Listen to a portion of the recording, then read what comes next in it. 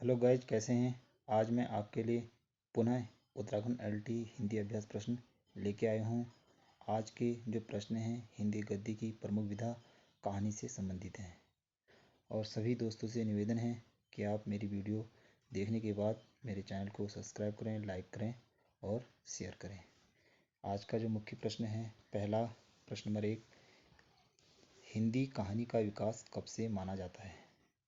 इसके में ऑप्शन है अ 1850 ईस्वी, ब 1880 ईस्वी, 1900 ईस्वी, द 1890 ईस्वी। तो हमारे पास ये 4 ऑप्शन हैं। इन चारों ऑप्शनों में जो हमारा सही उत्तर है वह है ऑप्शन नंबर 100, 1900 ईस्वी। 1900 ईस्वी से हिंदी कहानी का विकास प्रारंभ हुआ था। स्क्रीन में प्रश्न नंबर 2, हिंदी की पहली कहानी इनमें से किसे माना जाता है। अ इंदुमती, ब रानी केत की कहानी, 100 दुलाई वाली और 2 राजा भोज का सपना। तो स्क्रीन में हमारे पास 4 ऑप्शन हैं। इन चारों ऑप्शनों में हमारा जो सही उत्तर है वह है ऑप्शन नंबर अ इंदुमती। तो हिंदी की यह पहली कहानी थी। इंदुमती को हिंदी की पहली कहानी आचार्य रामचंद्र शुक्ल ने माना। वो कब माना? वह सन 1900 ईस्वी में माना गया। कब माना गया था? सन 1900 ईस्वी में माना गया था और सरस्वती पत्रिका में यह प्रकाशित हुई। जो इंदुमती जो कहानी है, इस कहानी के कहानीकार किशोरीलाल गोस्वामी हैं। तो स्क्रीन पर हमारा दूसरा प्रश्न है, प्रश्न नंबर 3, 11 वर्ष का समय कहानी के लेखक कौन है। स्क्रीन में है ऑप्शन अ प्रेमचंद्र, ब किशोरीलाल गोस्वामी, 100 आचार्य रामचंद्र शुक्ल, 2 शिवदानसिंह चौहान। तो इस प्रश्न का जो सही उत्तर है वह ऑप्शन नंबर ब इसका सही उत्तर है, यानी कि किशोरीलाल गोस्वामी इसका सही उत्तर है। तो 11 वर्ष का समय कहानी के लेखक किशोरीलाल गोस्वामी हैं। तो इन्होंने भी सन 1900 ईस्वी में इसका प्रकाशन किया था। तो स्क्रीन पर अगला प्रश्न है प्रश्न नंबर 4, राधिका रमण प्रसाद सिंह की कहानी कानों में कंगना किस पत्रिका में प्रकाशित है। अ सरस्वती, ब इंदु, 100 मर्यादा, द हंस। तो इन चारों ऑप्शनों में जो हमारा सही उत्तर है वह है ऑप्शन नंबर ब इंदु। तो कानों में कंगना का जो प्रकाशन हुआ था वह इंदु पत्रिका में हुआ था। कानों में कंगना राधिका रमण प्रसाद की सबसे प्रसिद्ध कहानी है। इनकी इसके अलावा अन्य और कहानियां हैं, वह है पर्दा है और पिंजरे की उड़ान है। इस प्रकार अन्य कहानियां इनकी हैं। गांधी टोपी इनकी कहानियों का संकलन है, यह हमें ध्यान रखना है। कभी कभी परीक्षा में आ जाता है गांधी टोपी किनकी कहानियों का संकलन है। वह राधिका रमण प्रसाद की कहानियों का संकलन है। तो स्क्रीन पर अगला प्रश्न है प्रश्न नंबर 5, चंद्रधर शर्मा गुलेरी ने कुल कितनी कहानियां लिखी। स्क्रीन में ऑप्शन है अ 6, ब 4, 103, 2 5। तो हमारा जो सही उत्तर है वह है ऑप्शन नंबर 100, 3 कहानियां। चंद्रधर शर्मा की कुल कितनी कहानियां हैं? 3 कहानियां हैं। और हिंदी की जो सर्वश्रेष्ठ जो इनकी कहानी है वह है उसने कहा था। जो हिंदी की सर्वश्रेष्ठ कहानी कभी कभी परीक्षा में आ जाता है तो हमें बताना है उसने कहा था। इसको लिखने वाले कौन है? चंद्रधर शर्मा गुलेरी हैं। इस प्रकार चंद्रधर शर्मा की जो अन्य 2 कहानियां हैं वह हैं बुद्ध का कांटा, सुखमय जीवन। इस प्रकार 3 इनकी मुख्य कहानियां हैं, उसने कहा था, बुद्ध का कांटा, सुखमय जीवन। जो सर्वश्रेष्ठ जो कहानी है वह है उसने कहा था। इसका प्रकाशन चंद्रधर शर्मा ने सन 1915 में किया था। कब किया था? 1915 ईस्वी में किया था। ये हमें विशेष ध्यान रखना है। स्क्रीन पर अगला प्रश्न है, प्रेमचंद्र से पूर्व हिंदी कहानियों में सर्वश्रेष्ठ कहानी कौन सी है। प्रेमचंद्र से पूर्व हिंदी कहानियों में सर्वश्रेष्ठ कहानी कौन सी है? प्रश्न नंबर 6 है। ऑप्शन है अ ताई, ब रक्षाबंधन, 100 उसने कहा था, 2 राखी बंद भाई। तो ये 4 ऑप्शन हैं। इन चारों ऑप्शनों में हमारा जो सही उत्तर है वह ऑप्शन नंबर 100 उसने कहा था। मैंने इसके बारे में भी बताया था। ऑप्शन नंबर 100 हमारा सही उत्तर है। प्रेमचंद्र से पूर्व हिंदी की जो सर्वश्रेष्ठ कहानी है उसने कहा था। इस कहानी के जो कहानीकार हैं वह हैं चंद्रधर शर्मा गुलेरी, और इसका प्रकाशन इसको इन्होंने लिखा था 1915 में, और 1915 में इसका प्रकाशन सरस्वती पत्रिका में किया गया था। ये हमें ध्यान रखना है। इस प्रकार ऑप्शन नंबर ओ ताई और बो रक्षाबंधन, इस कहानी के कहानीकार विशंबर नाथ शर्मा कौशिक हैं। इन दोनों कहानी के जो कहानीकार हैं वह कौन है? विशंबर नाथ कौशिक हैं। ये हमें विशेष ध्यान रखना है। इन्होंने लगभग 200 कहानियाँ लिखी। इन्होंने कितनी कहानियाँ लिखी? विशंबर नाथ कौशिक ने लगभग 200 कहानियाँ लिखी। स्क्रीन पर अगला प्रश्न है, प्रश्न नंबर 7। प्रेमचंद्र का कौन सा कहानी संग्रह अंग्रेजों ने जब्त कर लिया? मुंशी प्रेमचंद्र को हिंदी साहित्य में कहानियों का सम्राट कहा जाता है। तो इनकी एक कहानी थी जिसे अंग्रेजों ने जब्त कर लिया, वो कौन सी है? ओ प्रेम द्वादशी, बो प्रेम पचीसी, दो सोजे वतन, माफ कीजिए 2 नहीं है यहाँ पर 100 है। ये 100 सोजे वतन और 2 इनमें से कोई नहीं। तो हमारे पास ये 4 ऑप्शन हैं।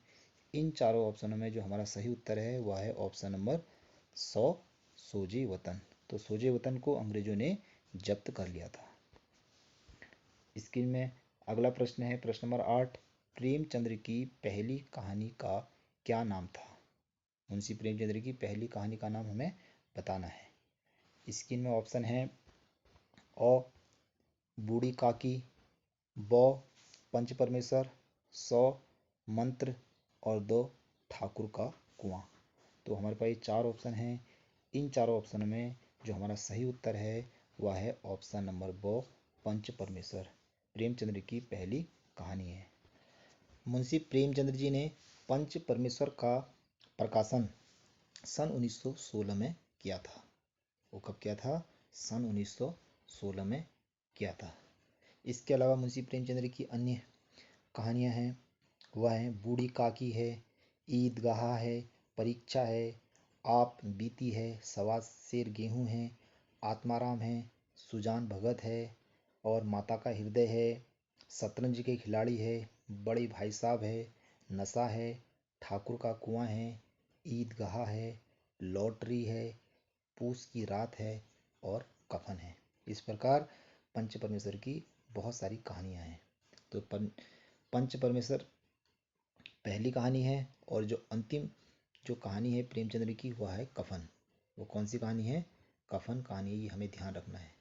कफन का प्रकाशन मुंशी प्रेमचंद्र ने उन पंच परमेश्वर से ठीक 20 साल बाद किया, यानी कि 1936 में किया। ये हमें ध्यान रखना है। 1936 में किया था। इस प्रकार से हमें ध्यान रखना है। पंच परमेश्वर का 1916 में किया था, और कफन का प्रकाशन 1916 के ठीक 20 साल बाद कफन का प्रकाशन किया था 1936 में। तो इस प्रकार हमें याद रखना है। तो स्क्रीन पर अगला प्रश्न है, प्रश्न नंबर 9। कानों में कंगना किसकी प्रसिद्ध कहानी है? कानों में कंगना किसकी प्रसिद्ध कहानी है? सुदर्शन, प्रेमचंद्र, कौशिक, राधिका रमण प्रसाद सिंह। हमारे पास ये 4 ऑप्शन हैं, अभी मैंने बताया था आपको। तो इस प्रश्न का जो सही उत्तर है वह है ऑप्शन नंबर 2 राधिका रमण प्रसाद सिंह। मैंने अभी बताया था आपको। तो राधिका रमण प्रसाद की यह कहानी है। इन्होंने गांधी टोपी कहानियों का संकलन किया है।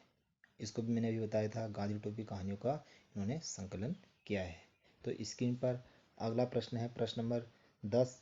चौथे विवाह की पत्नी किस कहानीकार की रचना है? चौथे विवाह की पत्नी किस कहानीकार की रचना है? और इलाचंद्र जोशी, जैनेन्द्र, यशपाल, अज्ञे। हमारे पास 4 ऑप्शन हैं। इन चारों ऑप्शनों में जो हमारा सही उत्तर है वह ऑप्शन नंबर ओ इलाचंद्र जोशी, यानी कि इलाचंद्र जोशी ने कानों में कंगना, माफ कीजिए, चौथी विवाह की पत्नी कहानी लिखी थी। किसने लिखी थी? इलाचंद्र जोशी ने लिखी थी। अगला प्रश्न स्क्रीन पर है, प्रश्न नंबर 11। वसीयत कहानी के लेखक का नाम क्या है? वसीयत कहानी के लेखक? अ भगवती चरण वर्मा, ब आर.सी. प्रसाद सिंह, स चतुरसेन शास्त्री, द जानकी वल्लभ शास्त्री। इन चारों में जो हमारा जो सही उत्तर है वह है ऑप्शन नंबर अ भगवती चरण वर्मा। इन्होंने वसीयत कहानी लिखी थी। स्क्रीन में अगला प्रश्न है प्रश्न नंबर 13। हिंदी के शिकार कथाओं के लेखन का श्री गणेश किसने किया? 13 नहीं है, ये 12 है, माफ कीजिए, लिखने में मिसप्रिंट हो गई थी। हिंदी में शिकार कथाओं के लेखन का श्री गणेश किसने किया था? अ प्रेमचंद्र, ब रामकुमार भ्रमर, स श्री राम शर्मा, द विभांशु दिव्याल। तो हमारे पास ये 4 ऑप्शन हैं। इन चारों ऑप्शनों में हमारा जो सही उत्तर है वह है ऑप्शन नंबर 100 श्री राम शर्मा। शिकार कथाओं के लेखन का की शुरुआत इन्होंने की थी। शुरुआत यानी श्री गणेश किसने किया था? श्री राम शर्मा ने किया था। स्क्रीन पर अगला प्रश्न है प्रश्न नंबर 13। इसको 13 मानेंगे। नई कहानी का प्रारंभ कब से माना जाता है? 1940 ईस्वी, 1975 ईस्वी, 1960 ईस्वी और 1950 ईस्वी। तो हमारे पास ये 4 ऑप्शन हैं। इन चारों ऑप्शनों में जो हमारा सही उत्तर है वह है ऑप्शन नंबर 2 1950 ईस्वी। क्या है? 1950 ईस्वी से नई कहानी का प्रारंभ माना जाता है। अगला प्रश्न है प्रश्न नंबर 14 है।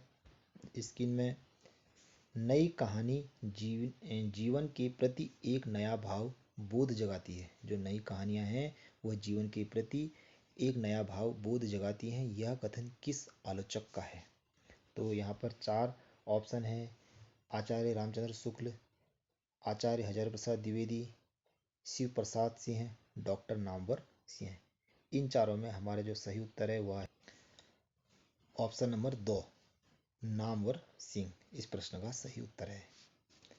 स्क्रीन पर अगला प्रश्न है प्रश्न नंबर 16।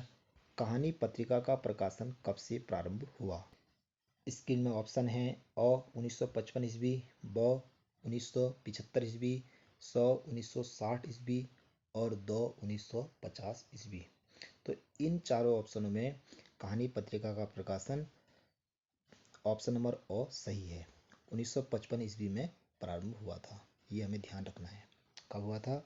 1955 ईस्वी में। अगला प्रश्न स्क्रीन में है प्रश्न नंबर इसे 16 मानेंगे। समांतर कहानी के प्रवर्तक कौन है? अ कमलेश्वर, ब मोहन राकेश, स धर्मवीर भारती और द प्रेमचंद्र। इन चारों ऑप्शनों में जो हमारा सही उत्तर है वह है ऑप्शन नंबर अ कमलेश्वर। समानांतर कहानी के प्रवर्तक माने जाते हैं, अर्थात समानांतर कहानियों की शुरुआत कमलेश्वर ने की थी। स्क्रीन में अगला प्रश्न है प्रश्न नंबर 17। नई कहानी जीवन के प्रति एक नया बोध जगाती है। यह कथन किसका है? नई कहानी जीवन के प्रति एक नया बोध जगाती है। यह कहानी किसकी है या यह कथन किसका है? अर्थात ये पंक्ति किसकी है ये हमें बताना है। अ आचार्य रामचंद्र शुक्ल, ब डॉक्टर नगेंद्र, स नामवर सिंह और द विजेंद्र स्नातक। इन चारों ऑप्शनों में जो हमारा सही उत्तर है वह है, तो इस प्रश्न का जो सही उत्तर है वह है ऑप्शन नंबर ब डॉक्टर नगेंद्र। इस प्रश्न को मैंने अभी पहले बताया था, ये दोबारा और लिख दिया गया है, तो इसे और दोबारा ध्यान से देखें। तो अगला प्रश्न है स्क्रीन पर प्रश्न नंबर 18। लोकोक्तियों और मुहावरों का सटीक प्रयोग किस कथाकार की भाषा में मिलता है? लोकोक्तियों और मुहावरों का सटीक प्रयोग किस कथाकार की भाषा में मिलता है? तो स्क्रीन में ऑप्शन है अ यशपाल, ब भगवती चरण वर्मा, स प्रेमचंद्र, द वृंदावन लाल वर्मा। तो इन चारों ऑप्शनों में जो हमारा सही उत्तर है वह है सही उत्तर है ऑप्शन नंबर 100 यानी कि प्रेमचंद्र। तो प्रेमचंद्र की जो कहानियां हैं उन कहानियों में ज़्यादातर लोकोक्तियों एवं मुहावरों का प्रयोग किया गया है, ये हमें विशेष ध्यान रखना है। अगला प्रश्न है स्क्रीन पर प्रश्न नंबर 19। चंपा और बुद्धगुप्त प्रसाद की किस कहानी के पात्र हैं? तो स्क्रीन पर ऑप्शन है ममता, इंद्रजाल, पुरस्कार और आकाशदीप। तो हमारे पास चार ऑप्शन हैं। इन चारों ऑप्शनों में जो हमारा सही उत्तर है वह है ऑप्शन नंबर 2, आकाशदीप।